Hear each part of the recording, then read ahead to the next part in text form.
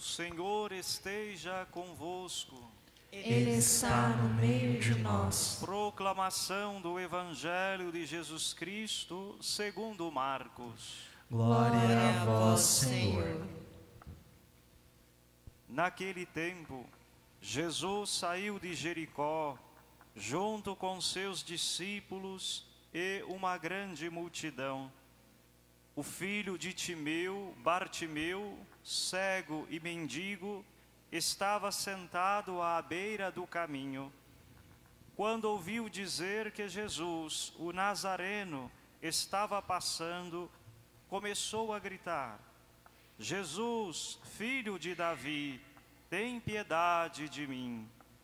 Muitos o repreendiam para que ele se calasse, mas ele gritava ainda mais: Filho de Davi, tem piedade de mim. Então Jesus parou e disse: Chamai-o. Eles o chamaram e disseram: Coragem, levanta-te, Jesus te chama. O cego jogou o manto, deu um pulo e foi até Jesus. Então Jesus perguntou: Que queres que eu te faça? O cego respondeu: Mestre, que eu veja. Jesus disse: Vai, a tua fé te curou. No mesmo instante, ele recuperou a vista e seguia Jesus pelo caminho. Palavra da salvação. Glória a vós, Senhor.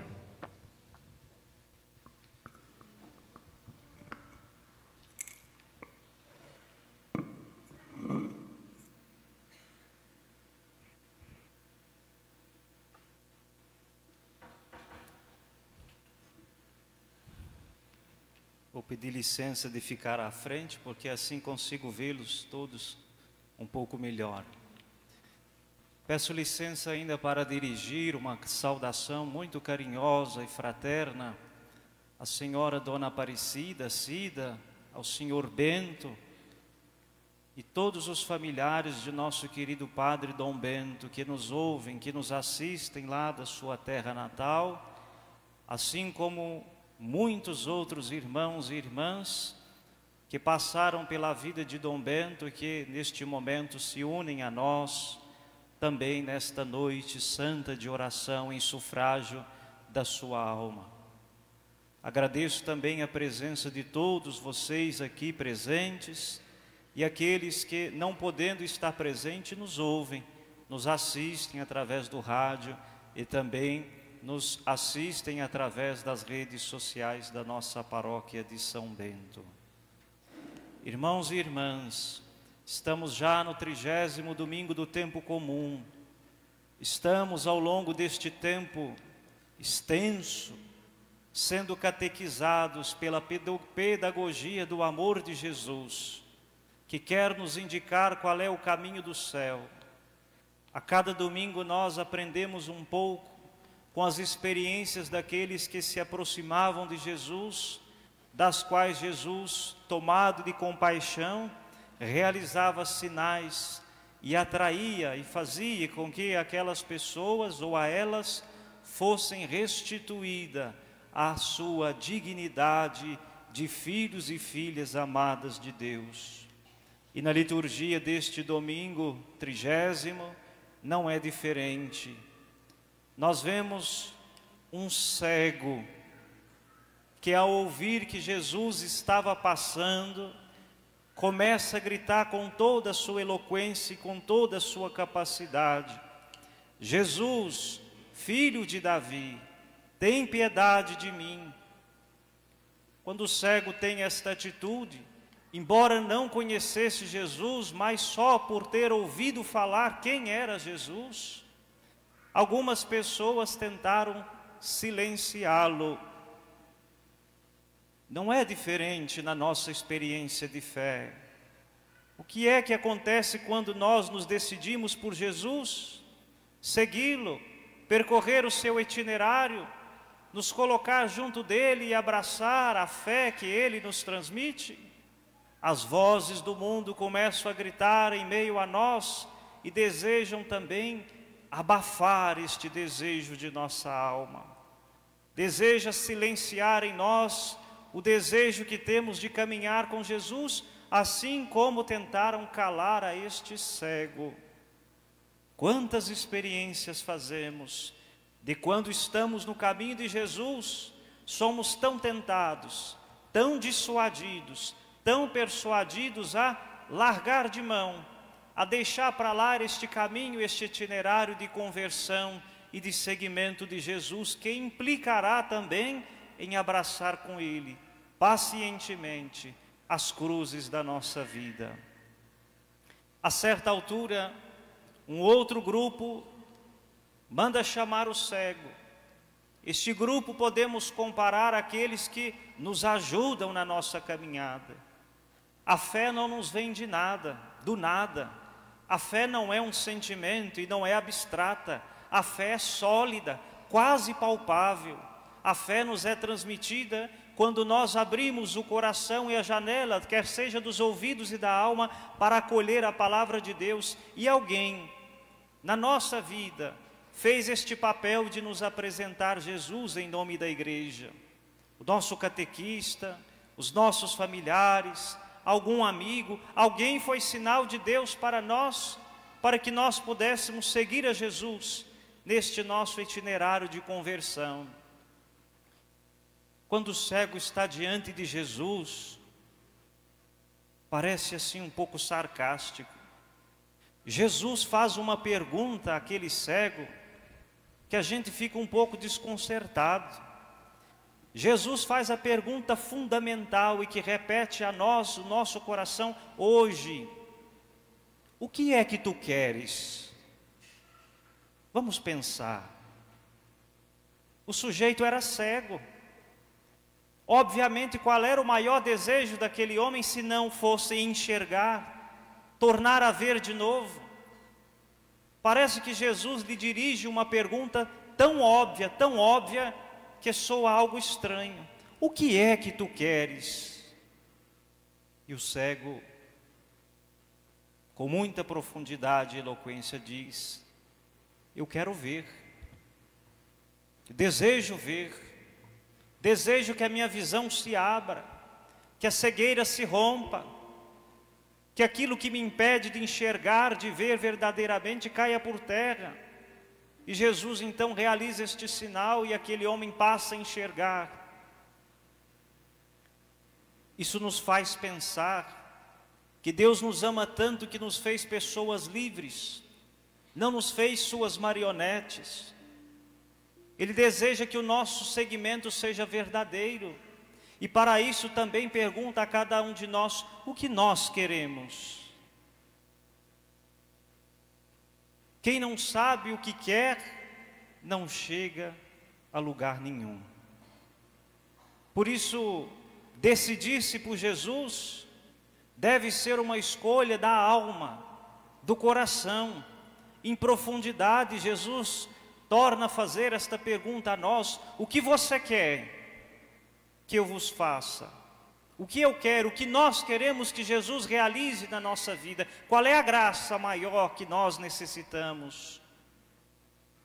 Quais são as cegueiras que nós temos na nossa vida que nos impedem de trilhar verdadeiramente este caminho de salvação, o caminho de Jesus?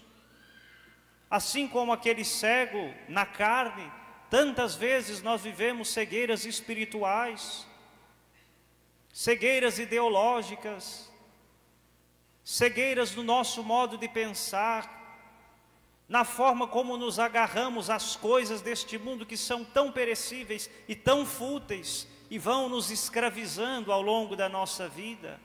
Jesus torna a olhar para nós nesta noite, como fez com aquele cego, e pergunta: o que quereis que eu vos faça? Segundo a leitura de hoje da carta aos Hebreus, podemos dizer assim, é uma síntese do ministério sacerdotal. Veja a delicadeza da providência de Deus, que esta leitura caia no dia em que celebramos o sufrágio pela alma de nosso irmão Dom Bento. O sacerdote, diz a leitura, é tirado do meio do povo, para representar este mesmo povo nas coisas que dizem respeito a Deus. Que profundo é isso! O sacerdote vai à frente da comunidade, junto da comunidade, para apontar à comunidade o caminho do céu.